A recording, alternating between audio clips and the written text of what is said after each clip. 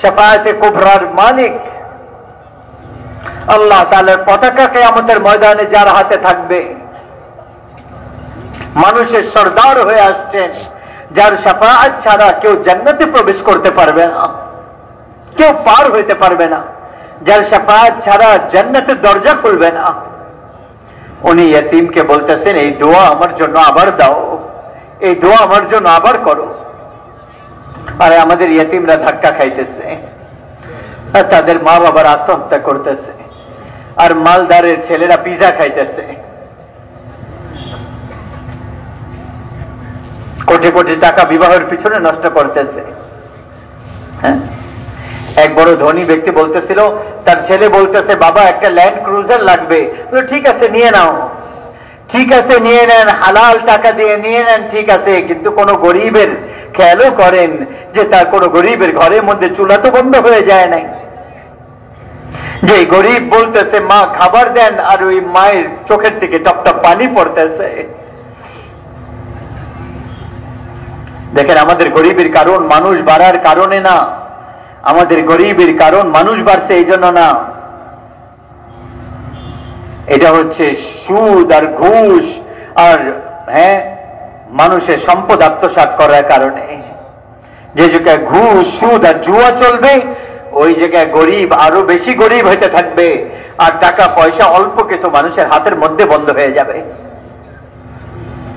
এই দুনিয়া হিসাব কিতাবের জায়গা না, হিসাব কিতাবের জায়গা এটা না, হিসাব কিতাবের দিন সামনে আসতেছে, আল্লাহ ধরবেন। এই জন্য আমাদের নবী গরিবের একদম লাস্ট স্টেজ পর্যন্ত জীবন অতিবাহিত করছেন, যাতে করে আমার উম্মতের কোন গরিবের ছেলে, কোন মেয়ে, কোন মা, কোন বাচ্চা, কোন বাবা, কোন ভাই এই অভিযোগ না করতে পারে যে আমাদের সাথে কি হয়ে গেল।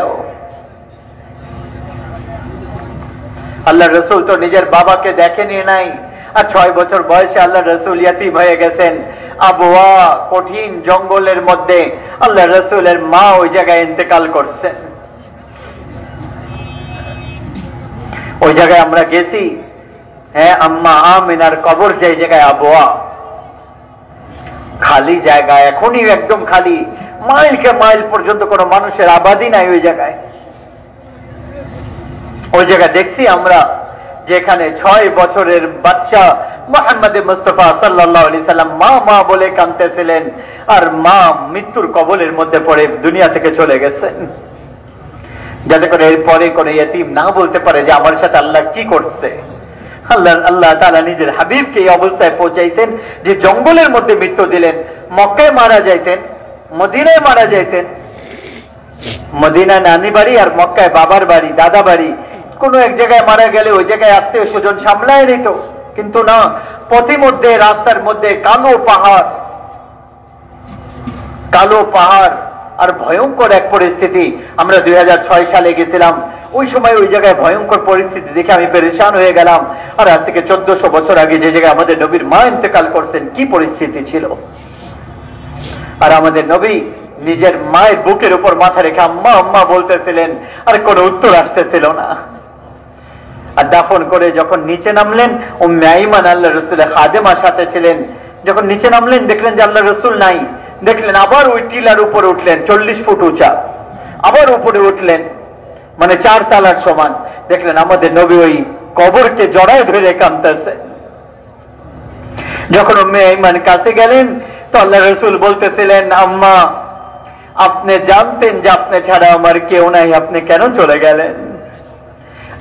আপনি আমাকে ছেড়ে কোথায় চলে গেলেন? আমি আপনাকে ছেড়ে কিভাবে মক্কায় যাব? 10 বছরের বয়সে এই আল্লাহ রসুল বকরি চড়াচ্ছিলেন, কেন? কিছু টাকা অর্জন হবে। আর আমাদের 10 বছরের বাচ্চা 1000 টাকা একটা খেলনার পিছনে লেগে যায়। আর এই জায়গায় একজন গরিবের একদিনের বেতন কেটে নিচ্ছি, যে তুমি ছুরি ছাড়া কেন চলে গেলা, তোমার বেতন কেটে নিলাম। আরে জালেম, ওই দিনের কথা তো স্মরণ করো, যেদিন তোমার আল্লাহ তোমাকে তার সামনে দাঁড়া করাবেন। আমাদের নবীর শেষ ওসিয়তকে তুমি ঠুকরিয়ে দিছো। নামাজ পড়নে ওয়ালা কিছু পাওয়া যায় 100 জনের মধ্যে 10 জন, কিন্তু 100 জনের মধ্যে একজনও পাওয়া যায় না যে গরিবদের সাথে ভালো ব্যবহার করে। ব্যথিত কণ্ঠে তাদের সাথে কথা বলে পাওয়াই যায় না।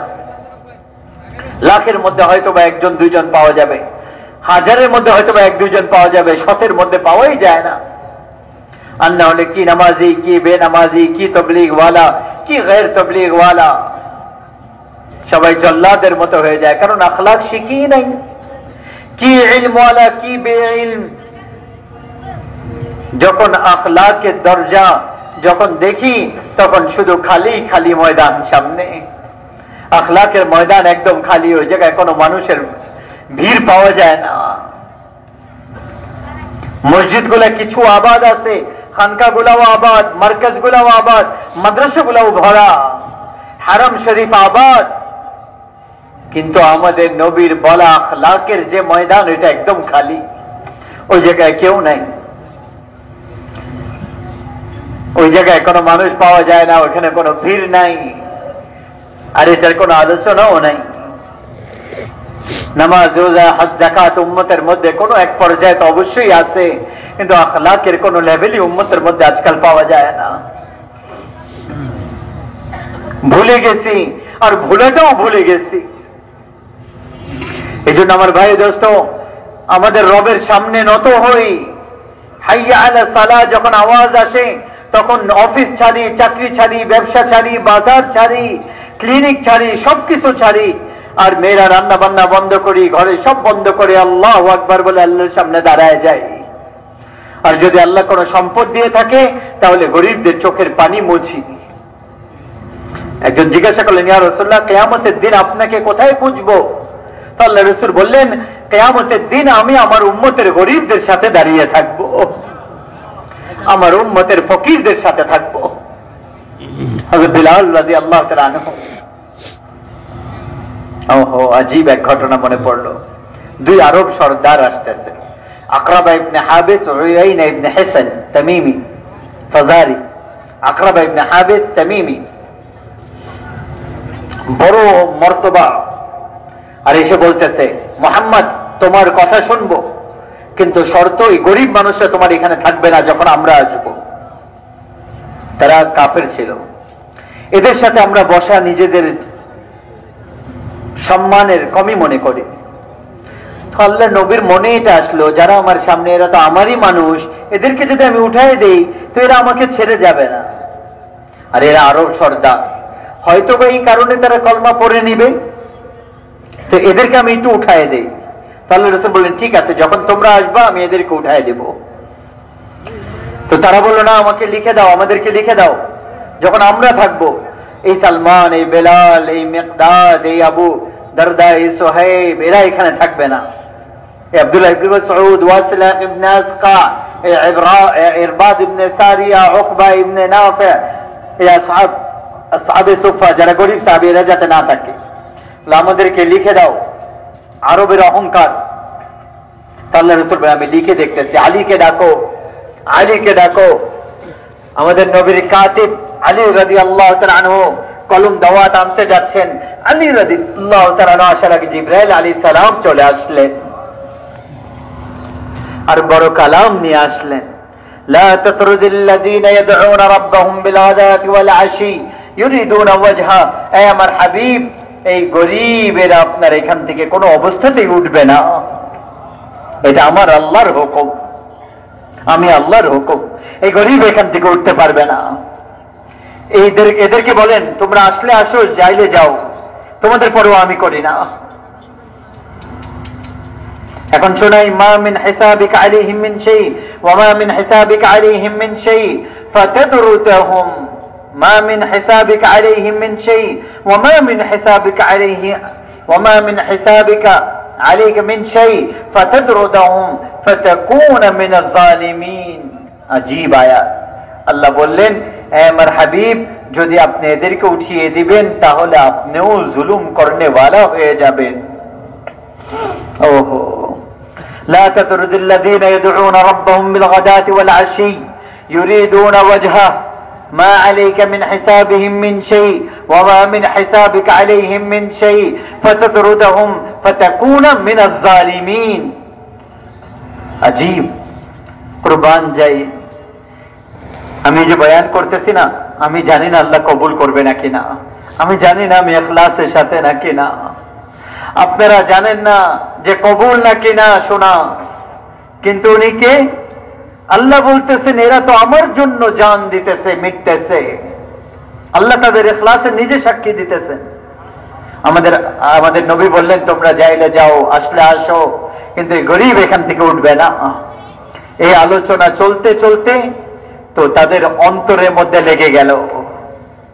অন্তর আজীব জিনিস, মানুষ না, মনের মধ্যে একটু কষ্ট লাগলো যে আমাদের সাথে এটা কি হইলো, এদেরকে উঠায় দাও, এদেরকে উঠায় দাও। গরিব সাহাবাদের মনের মধ্যে কষ্ট লাগলো, কিন্তু আমাদের আল্লাহ তো দেখতেছেন।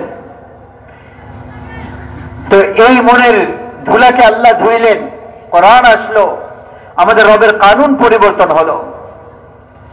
আমাদের আল্লাহ নিজের কানুনকে পরিবর্তন করলেন। আমাদের রবের কানুন কি ছিল? কানুন কি?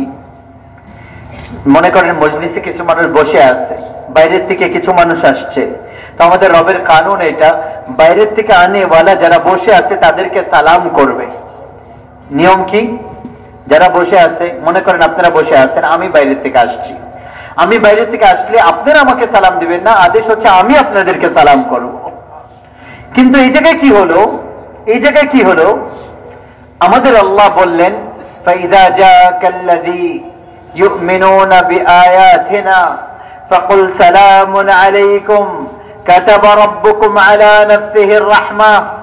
আমার হাবিব, আপনার মজলিস যদি লাগানো থাকে আর আপনি আমির মজলিস আর আপনি সাহাবাদেরকে নিয়ে মনে করেন বসে আছেন, আর এই আমার গরিব সাহাবারা যাদের ব্যাপারে বলা হয়েছে এদেরকে উঠিয়ে দাও, এদেরকে উঠিয়ে দাও, এরা যাতে না বসে, যখন এরা আপনার দরবারে আসবে আর আপনার মজলিসে আসবে, তো আমি আল্লাহ আপনাকে আদেশ করতেছি আপনি এদেরকে আগে সালাম করবেন। এরা আপনাকে সালাম আগে না, আপনি তাদেরকে আগে সালাম করবেন। আমাদের আল্লাহ তো নিজের হাবিবকে তাম্বিহ করে দিলেন গরিবের অন্তর ভাঙ্গার কারণে। আপনার আমার কি অওকাত, আপনার আমার কি হাইসিয়ত। হ্যাঁ আমার হাবিব, আপনি সালাম করেন। এ বেলাল আসে, সালমান আসে, মিকদাদ আসে, সুহাইব আসে, আব্দুল্লাহ ইবনে মাসউদ আসে, ওয়াসিলা ইবনে আসকা আসে, ইরবাদ ইবনে সারিয়া আসে রাদিয়াল্লাহু আনহুম আজমাইন। আমি বিভিন্ন নাম নিতেছি, ইনারা হচ্ছে গরিব আসহাবে সুফার সাহাবা, আম্মার, বেলাল, সালমান, মিকদাদ রাদিয়াল্লাহু আনহুম আজমাইন। তো এই দূত আসলো মজলিসের মধ্যে, তো এর আগে যে তারা সালাম করতেন, আমাদের নবী বললেন আসসালামু আলাইকুম মারহাবা মারহাবা আলহামদুলিল্লাহিল্লাযী জাআলা মিন উম্মতি মান উমিরতু আন আবদা বিসসালাম। সমস্ত প্রশংসা আমার ওই আল্লাহর জন্য, যিনি আমার উম্মতের মধ্যে এরকম মানুষ পয়দা করছেন যাদেরকে সালাম করার আমাকে আদেশ করা হয়েছে। এই জন্য ড্রাইভারকে সালাম করবেন। ঘরে যারা কাজ করে বিবিদেরকে বলেন তারা ওই মহিলাদেরকে সালাম করে, তাদের অবস্থা একটু জিজ্ঞাসা করেন। কখনো গরিবদেরকে পাশে বসে খাবার খাওয়ান। হ্যাঁ, আমরা কি করি? আরে তাদেরকে নিচে খাবার দিয়ে দেন, ওই গেটের কাছে বসায় দেন। হ্যাঁ, আমরা কি কোনো পবিত্র পানি থেকে জন্ম নিছি? আর গরিবরা কি অপবিত্র পানি থেকে জন্ম নিছে? সৈয়দ আতাউল্লাহ শাহ বুখারী, সৈয়দ আলে রসুল মানে আল্লাহ রসুলের পরিবারের সদস্য, উনি অমৃতসরে ইন্ডিয়াতে একটা মাদ্রাসায় গেলেন। তো মাদ্রাসায় যে বাথরুমে নোংরামি সাফ করে খ্রিস্টান, সে আসছে। তো আতাউল্লাহ শাহ বুখারী রাহমাতুল্লাহ বললেন আসো তুমি আমার সাথে খানা খাও। তিনি বললেন আপনি সৈয়দ বাদশাহ, আমি নোংরা পরিবারের খ্রিস্টান, আমি আপনার সাথে খাবো? বললো না আসো খাও। তাকে বসাইলো, বললো না আমি খাবো না। তো শাহ সাহেব লোকমা বানায় তার মুখের মধ্যে নিজে উঠায় দিলেন, অর্ধেক তার মুখে দিয়ে আধা রেখে নিলেন, আর বাকি যে অর্ধেক থাকলো ওইটা নিজের মুখের মধ্যে নিয়ে নিলেন। ওই খ্রিস্টান ওখান থেকে উঠলো আর সোজা নিজের ছেলে মেয়ে পুরা পরিবার নিয়ে এসে বলল শাহজি আমাকে কলমা পড়ায় দেন, এই ইসলাম আমার বড় পছন্দ হয়েছে। আর আজকে আমরা মুসলমান গরিবদেরকে নিজের কাছ থেকে দূরে করে দেই, আর অন্য প্লেটে খাও, অন্য গ্লাসে পানি খাও। হ্যাঁ, আর খাদেমার চাকর বাকরকে তো গালি দিয়ে এরকম অপমান করে যেটা চিন্তা করা যায় না।